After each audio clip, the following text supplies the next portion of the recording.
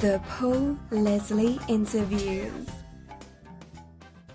Ladies and gentlemen, I'm sitting here on some apartment steps in Little Five Points, across the street from the Variety Playhouse, and I'm talking to a man named Bahamas. Well, it's, I don't think my mother would be so crazy if I sort of thought it just only went by Bahamas. But yeah, I play in a band called Bahamas. Okay. Yeah.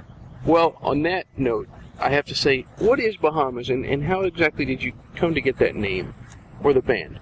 Well, I mean, sometimes the band just consists of me, but I have a strange name, or at least not a very typical North American name, and my whole life, I've just been repeating that to teachers and to, just other people, whatever, and you kind of get tired of that, or at least I did, and the thought of having to do that in loud bars, I don't know, I just wasn't crazy about that, and so, I knew I wanted to have a name for it, and I like what that name conjures up, it's somehow a little slower, and the band kind of swells and contracts, and sometimes I do just play solo, and sometimes there's a lot of other friends around, so I like to have a name for the thing that can kind of accommodate whatever I want to do. And your birth name is?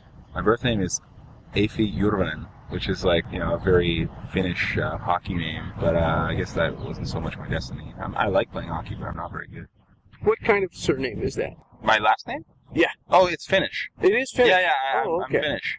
Yeah, I'm a Finnish Canadian. Oh, okay. Yeah, my mother, grew up there, and I've been there many, many times. I'm there. I just got my Finnish passport renewed. And what part of Canada are you from?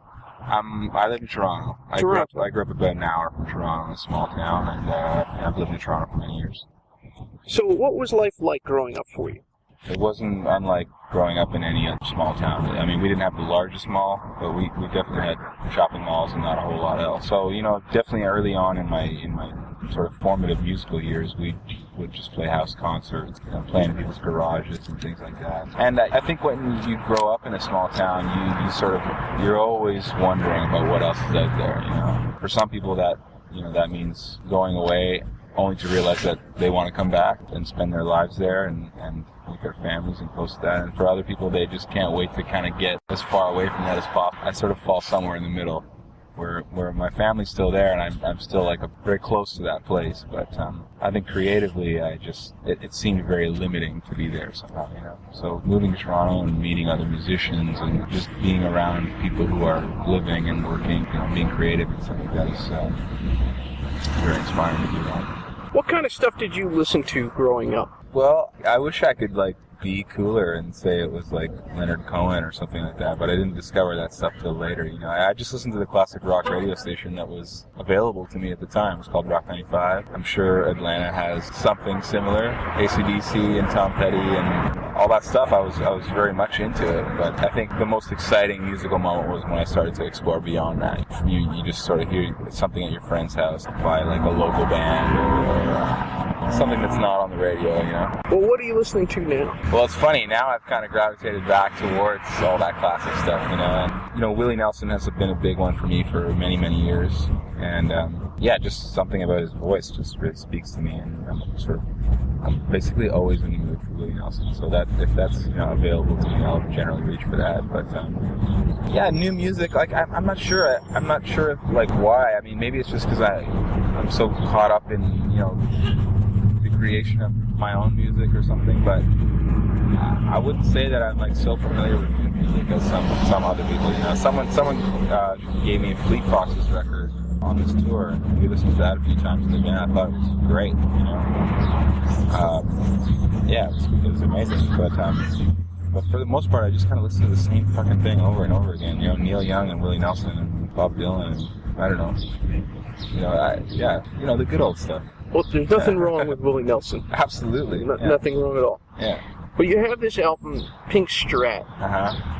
What do you think about the album? What do I think about my own album? Your own album. Well, I mean, geez. I heard it playing in a coffee shop the other day, which on one hand is kind of thrilling to walk into a place and not really recognize something, and then you hear it and you're like, oh my God, that's me. That's the record that we made. With previous recording, I generally don't listen to stuff, after we make it. Mostly because I just, the way I like to make music is just of the moment. It's like, if I hear something, then I'll just think about all the things I'd want to change about it. I wish that guitar was a little louder. I wish I had maybe added some different piano line here or something like that. And anyway, so when I was in the store the other day and the song came on, thankfully I was like, fuck, that sounds pretty good. And I recorded that, almost 3.5 years ago now. So the fact that it didn't completely annoy me was a good thing. So what do I think about that record? I'm still very happy with it, which is good. Well, a lot of people that maybe haven't seen the cover, maybe, wouldn't know what the title means. Right. How did you get the title Pink Strat? Well, that's, that just has to do with this guitar, this one guitar that sort of hung out with me for many, many years, and I played on a lot of different albums with it, and toured a lot with it, and I wrote a lot of the songs that sort of ended up on that record on that guitar. Yeah, it's funny. It's not like there's too much electric guitar on that album. I wouldn't say it's like a very, it's definitely more of an acoustic record. But I just wanted to name the record that more as like a tribute to that time and that spirit of where those songs were kind of born from. Yeah, and I don't know, it's just like, I like old guitars, so it's rather than kind of like, I'd just rather embrace that, embrace that thing and put it right on the cover. Do you have a favorite song from the album? From my album? Mm-hmm. Well, I think Sunshine Blues is probably, I haven't tired of singing that song, and it was one of those songs that just came together really easily. I didn't have a guitar in my hands, I just kind of wrote it, on the back of some sandwich wrapper in the van. I just had this idea. We're sitting there in the desert driving for hours, and I just literally just wrote the whole thing and got to the hotel and pulled the guitar out and played it. And when a song comes like that, in my experience, it generally, stands up. One on the album that I liked is the one Already Yours. Oh. Tell us about that song. I wrote that song on a Six String Banjo. I played with Feist for many years, and she has the one song that required banjo, and I don't know how to play the banjo, so I bought this 6-string banjo that's tuned like a guitar so that I could fake it. But I really came to kind of like this thing, because I could just play the same old guitar chords that I know, but it had this really different sound. So anyhow, I wrote that song when we were on tour, in some dressing room, I think in Calgary. Yeah, same thing, it came together really quickly, and I recorded it with my friend Zeus. They're a band from Toronto, a band of guys I grew up with. We went to high school together, and it's really loose and scrappy, and I think that kind of translates on the record. I really like that. There's this thing called Busking for Change, and for those who aren't familiar with it, what is that exactly? Well, I'm not sure I'm the best guy to ask. I mean, I know that I participated in it. It's basically, I think War Child Canada is an organization that does a lot of relief work and sort of missionary work in war-torn countries,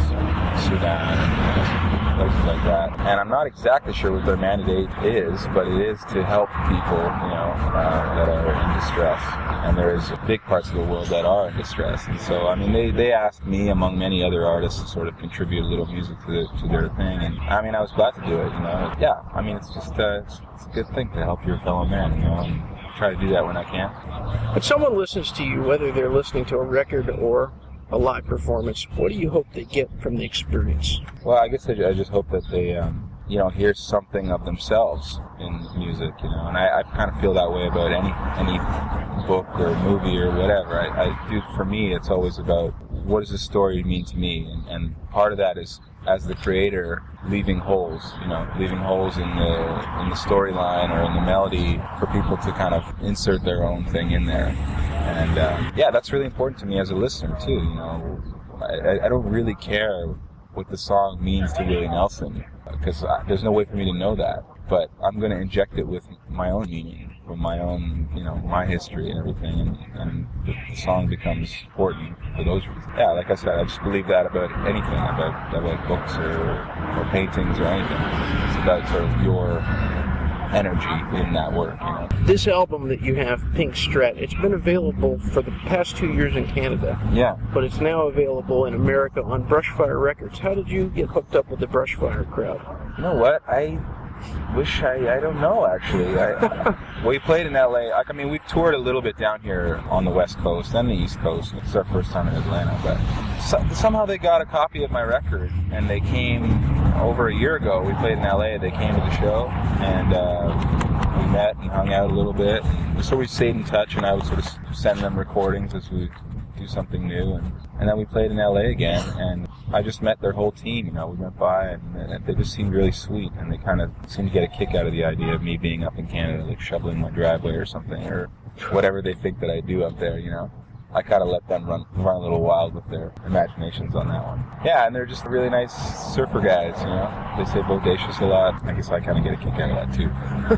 So they seem very excited about, this record, and we've made another one that will probably come out towards the end of this year or early next year. And it's just, for me, it's really exciting because touring in America can be very difficult. I've played in lots of bands over the years where if you don't have people here helping you and sort of, trying to spread the word, it's just the country's so big, you can spend a lot of energy driving around. There's just so many bands out there playing all the time, it's hard to get a little attention, But I'm very grateful to have met them, become buddies. This next question kind of stumps people sometimes. Okay. What is it you like about music? I think that it's the thing that I like about it, and the thing that sort of draws me to it as a creator and as a listener, is just that it's infinite in its scope.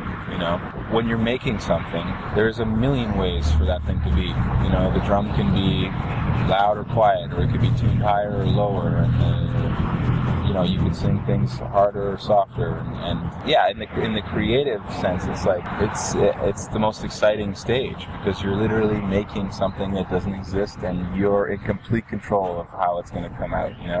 It just sort of translates when we go on tour, because being in the presence of people, there's an opportunity there to connect in some way. I sort of look for that every night, sort of feed off of an audience. If they're there and participating in the show, and by participating, I guess I mean listening, it's an opportunity to really do something, Yeah, there's this sort of strange energy that surrounds that moment that I think is really, really special. And I try and look for a little bit of that every time we play. So yeah, it definitely keeps me coming back, for sure. Well, my last question, for anybody that may listen to this broadcast, wherever they are, do you have any parting words of wisdom?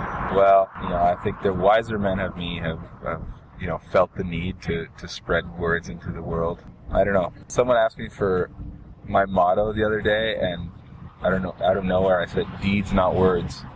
And I kind of laughed about it at the time, but then afterwards I thought, you know what, that's always a safe one to live by, because there's just so many people, talking hot air all the time. Right. And I guess I just feel like every one of us as humans, if you just every day sort of, you really live your life the way you want to live it, that's much more important to me than sort of worrying about what the next cool thing is, or checking all the online signs every morning.